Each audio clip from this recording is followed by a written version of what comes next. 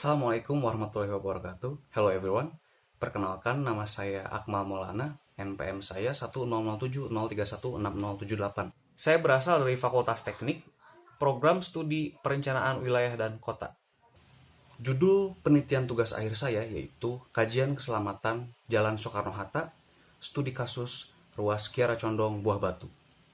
Pembahasan pertama akan membahas mengenai latar belakang mengapa saya mengambil penelitian ini.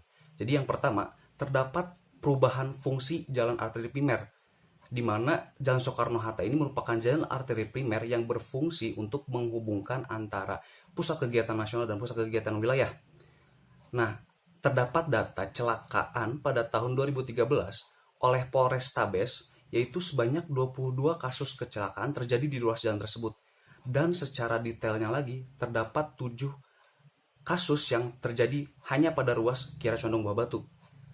Sehingga muncullah isu penurunan kinerja dan keselamatan jalan dari ruas tersebut.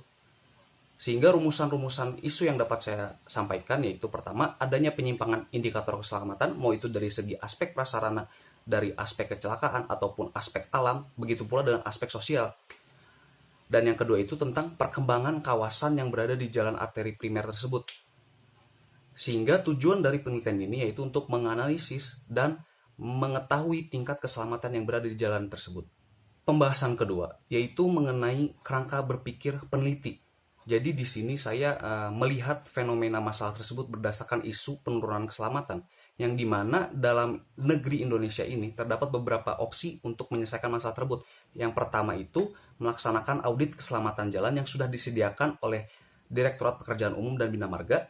Dan kemudian ada pula mengenai dengan cara mengevaluasi dan menganalisis data kecelakaan yang sudah terjadi. Dan yang saya lakukan dalam penelitian ini yaitu untuk mengkaji beberapa indikator ataupun aspek lain yang dapat mempengaruhi kinerja keselamatan tersebut, mulai dari aspek alam dan aspek sosial. Sehingga pendekatannya di sini secara normatif yaitu mixed method, menggabungkan antara data kualitatif dan kuantitatif, tetapi cara pandang peneliti di sini akan lebih komprehensif dalam memecahkan masalah yang terdapat pada ruas jalan tersebut. Pengambilan datanya berfokus terhadap data sekunder, di mana untuk data primernya tetap dilakukan, tetapi menyesuaikan dengan pandemi COVID-19 yang dilakukan sebelum pandemi datang, yaitu pada sekitar bulan Januari dan Februari 2020. Untuk data sekunder, peneliti melakukan kunjungan terhadap instansi yang terkait, yaitu Polrestabes dan juga Bina Marga ataupun pekerjaan umum. Metode analisis yang digunakan dalam penelitian ini yaitu analisis komparatif. Jadi analisis komparatif ini membandingkan data existing yang berada di ruas jalan tersebut yang dipengaruhi oleh indikator-indikator tadi dengan standar-standar yang berada di dalam negara Indonesia ini. Jadi dari hasil perbandingan tersebut nanti akan muncul penyimpangan yang dapat dibobotkan sehingga dapat dipresentasikan seberapa banyak indikator yang sudah mencapai dengan standar keselamatan. Di dalam pembahasan ketiga ini, hasil dari penelitian ini dapat teridentifikasi 24 indikator yang sudah ditentukan, mulai dari aspek prasarana yaitu rumaja, rumija, ruasja, median, trotoar, bahu jalan, serta pekerasan jalan.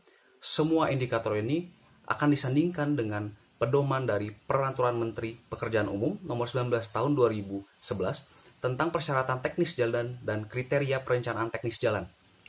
Kemudian untuk indikator lainnya yaitu drainase, dia mengacu kepada pedoman konstruksi dan bangunan pekerjaan umum tentang perencanaan sistem drainase jalan.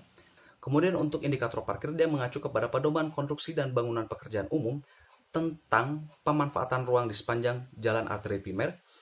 Indikator lainnya yaitu lampu, mengacu kepada standar nasional Indonesia tentang spesifikasi penerangan jalan di kawasan perkotaan.